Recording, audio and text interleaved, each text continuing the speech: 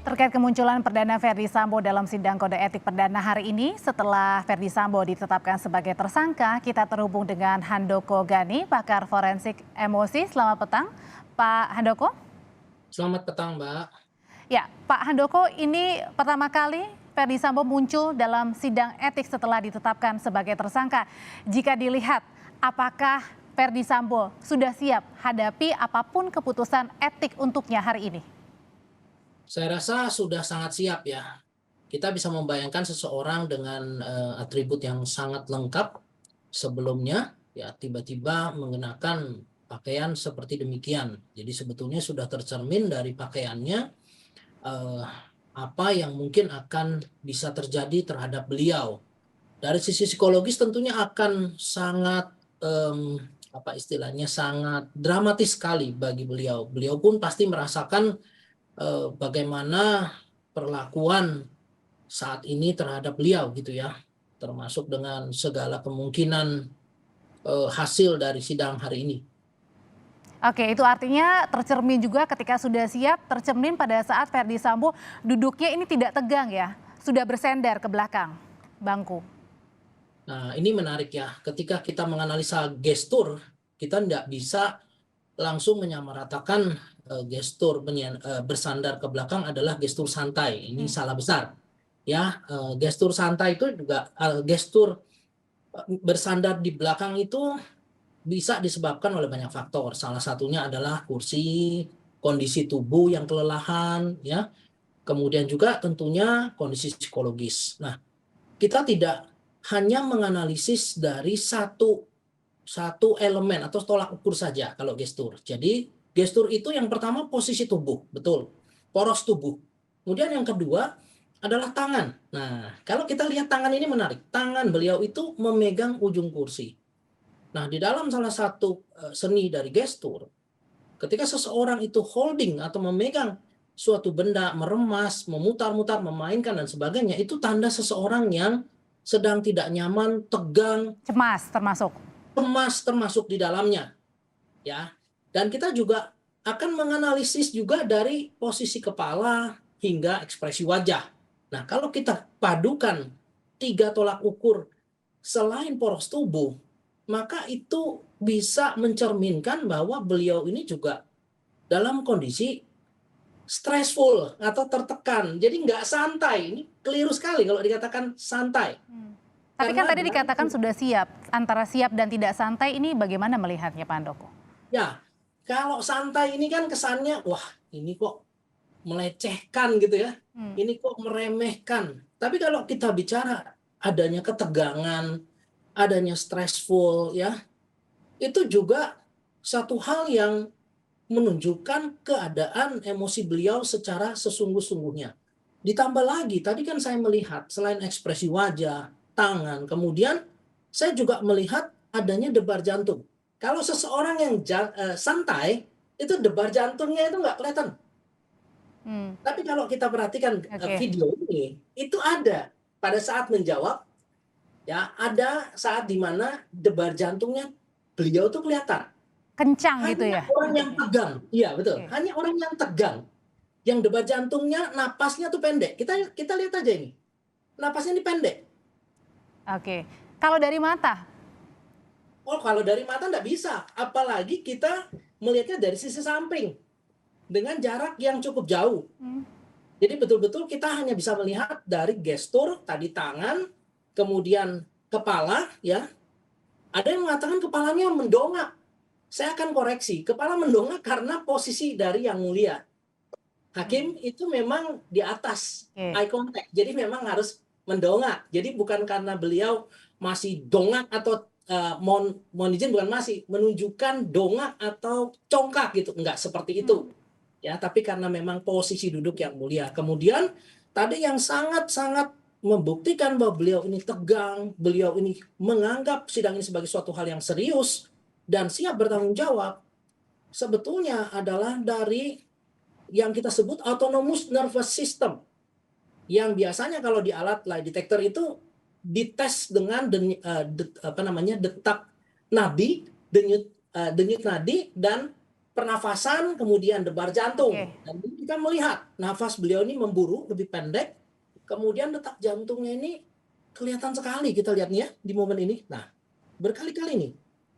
Nah, kalau misalnya dilihat dari visual, ini kan sempat berbicara ya, meskipun kita tidak tahu Pak Handoko berbicaranya apa. Kalau sedikit menarik lihat ke belakang, kalau sebelumnya kan tegas begitu ya pada saat awal waktu itu di Barreskrim. Nah, tapi kan saat ini meskipun tidak tahu bicaranya apa, tetapi rasanya agak pelan ya nadanya. Pelan sih tidak, tapi pendek. Oh pendek, oke. Ya, kita melihat beberapa kali beliau menarik napas. Ya, menarik napas. Pendek jawabannya ini.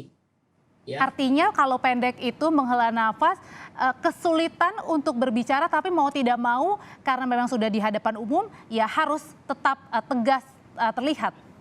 Ya, salah satunya seperti itu. Ketika seseorang sedang tegang itu dia tidak bisa menceritakan atau menggunakan kalimat-kalimat yang panjang. Ya, jadi hanya menjawab pertanyaan dengan pendek, kemudian ditambah lagi dengan banyaknya helaan napas, banyaknya napas seperti itu. Ya, kita Oke. melihat sekali dengan jelas di video yang ini. Nah, di video di sisi sebelah kiri kan itu pada saat tadi menjalani etik ya, memang terlihat 3 kali 4 kali kata sudah menghela nafas. Tapi berbeda Pak Handoko ketika kita lihat visual di sebelah kanan, ini pada saat awal Agustus, pada saat diperiksa kelihatan kepercayaan dirinya, kelihatan juga nampaknya sangat berbeda ya kalau dari raut mukanya begitu. Betul, beliau beda sekali. Yang artinya di saat yang seperti ini kita bisa melihat dari pergerakan alis mata itu turun ya. Kemudian di area mata ini kelihatan Oke. ada lipetan dan seterusnya yang biasanya itu mencerminkan adanya beberapa kali mungkin menangis. Mohon izin ya, mungkin menangis ya. Jadi kalau kita bandingkan dengan yang sebelumnya dengan tegak, beliau jalannya tegak sekali nih. Ya. Ya. Kemudian santai, ayunan tangannya santai sekali, kemudian cara menjawab dengan posisi kepala, tangan dan seterusnya itu sangat sangat tegas, ya, sangat gagah seperti itu. Sementara kalau kita melihat di sisi yang kiri, sisi sekarang ini, beliau menjawab pertanyaan demi pertanyaan itu dengan terbata-bata. Saya hanya bisa menduga, ya kita kan nggak tahu ya di dalam itu terjadinya seperti apa. Dugaan saya kalau beliau menjawab pertanyaan-pertanyaan terkait dengan motif kronologis kejadian, ada kemungkinan beliau ini menjadi emosional dalam pengertian emosi yang akan muncul adalah emosi sedih. Terutama emosi sedih itu mungkin saja terungkap pada saat ada 15 saksi, terutama ada Eliezer juga, ada Ricky Rizal juga, ada Kuat Ma'ruf juga. Bisa seperti itu? Bisa seperti itu. Kalau melihat awalannya seperti ini, dengan napas-napas yang pendek, kemudian wajah yang sedemikian tegang dan tapi di sisi mata juga terlihat ada kesenduan, ada kesedihan, ya. Bibir juga tadi saya sempat lihat seperti ini. Oke. Nah, itu tanda orang yang dalam kondisi stressful, penuh pressure. Agak ke bawah ya berarti ya, Pak? Ya, tertekan seperti ini. Oh, Nah, itu dia. menutup Barusan. ya? Oke. Ya, itu betul-betul menunjukkan seseorang itu sedang full pressure, dia mencoba menyusun kata, tetapi karena memang sedang tegang, otak tidak bisa menyuplai oksigen dengan santai, jadi harus cepat karena detak jantung, denyut nadi dan sebagainya juga cepat. Akibatnya jadi pressure-nya sangat-sangat tinggi. Pak Handoko, pressure apa sih yang kira-kira bisa dinomorsatukan 2 dan 3? Apakah yang paling utama takut menghadapi nanti putusannya, ataukah karena di sekitarnya ini kan mungkin sesamanya juga ya, ada komjen juga, kemudian ada irjen juga, atau justru mungkin karena tanda kehormatan itu tidak ada, jadi membuat Verdi Sambo juga agak kehilangan kepercayaan diri? Kalau saya melihatnya begini ya, seorang jenderal tetaplah seorang jenderal. Artinya beliau punya sebuah kepercayaan diri, tetap ya. Akan tetapi memang di sisi lain dengan ekspresi seperti ini ya, itu juga menunjukkan seorang jenderal yang sudah sadar bahwa ada kesalahan yang dia lakukan. Artinya dengan kesadaran seperti itu artinya seorang jenderal juga dalam tanda kutip ini seperti lagu, juga manusia gitu ya, yang ketika salah akan tertegur hati nuraninya dan menunjukkan ekspresi seperti ini. Nah, ini artinya penting juga buat kita untuk tidak langsung menghakimi bahwa beliau ini melecehkan, meremehkan, kok santai sekali dan sebagainya. Ya, faktor terakhir yang bisa membatalkan pernyataan itu adalah bahwa ini masih di awal. Oke, Kemungkinan baru kayak ngabsen gitu loh. baik. Ya, saudara ini betul siap saya. Betul saudara ini siap saya. Seperti itu. Masih gampang ya untuk menjawab ya. Iya, betul. Baik. Baik, terakhir Pak Handoko, apakah nanti juga keputusan ini mempengaruhi, terutama pada saat besok istri Verdi Sambo juga akan diperiksa?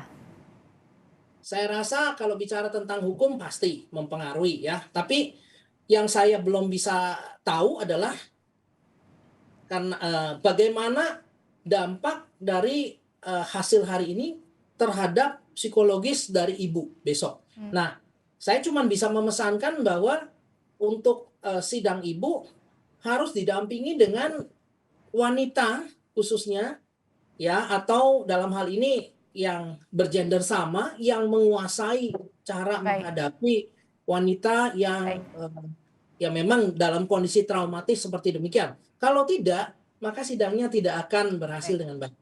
Sampai sekarang masih belum ada hasil dari putusan etik Irjen Verdi Sambo, tapi tadi dilihat bahwa Irjen Verdi Sambo siap, tapi kemudian terbata-bata karena memang menghela nafas yang panjang, itu juga mengartikan kecemasan dari Irjen Verdi Sambo. Terima kasih Handoko Gani, pakar forensik emosi, sudah berbagi informasi di Kompas Petang.